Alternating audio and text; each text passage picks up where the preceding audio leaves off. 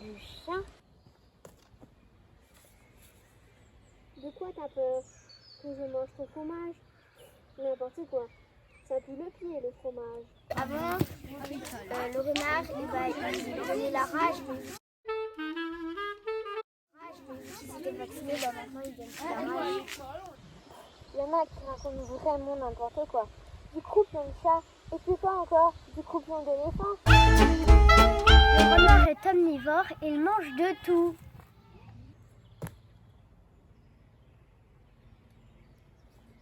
Voilà, je me fais du steak de mulot, 3000 par an. T'as vu mes pectoraux? Est-ce qu'il mange que de la viande tout le temps? De temps en temps, il mange des baies. Ah, c'est quoi des baies?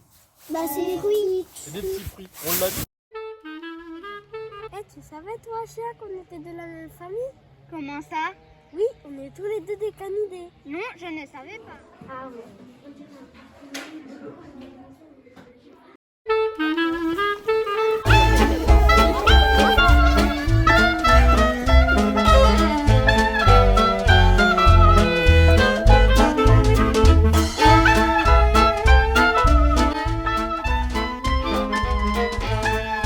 Qu'est-ce que vous avez trouvé?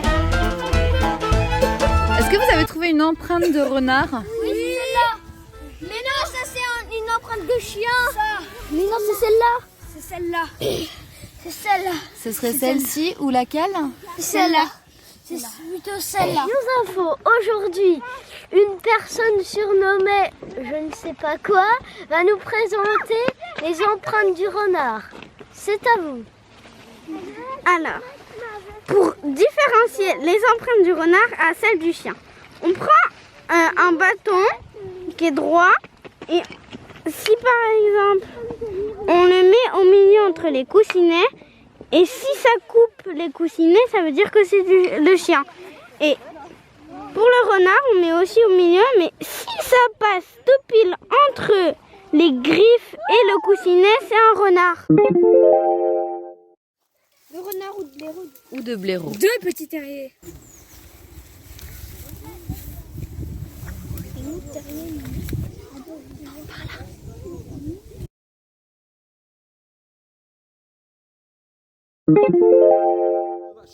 Un gros tas. Est-ce que ça fait un gros tas de caca? Non. Non. Donc du coup, on élimine celle-ci. Regardez bien la deuxième.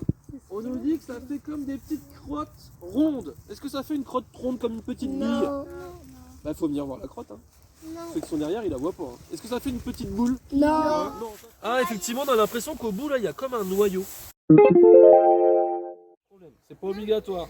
D'accord. Incisive. Et il y a des dents tout du long, il n'y a pas de trou. Eh bien en fait quand il y a un crâne comme ça, c'est, et si vous avez un chien, vous regarderez, ça fait une kangou.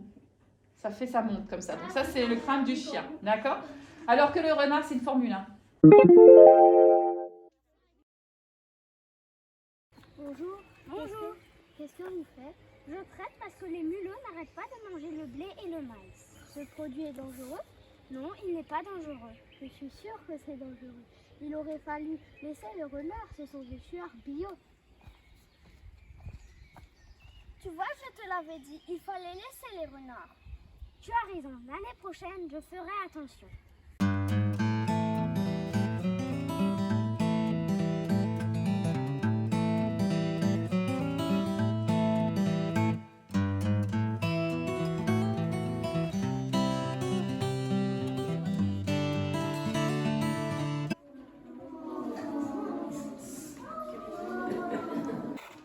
Là, il est super près aussi.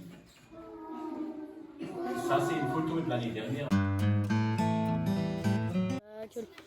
Que la protection des renards c'est important et de tous les animaux aussi.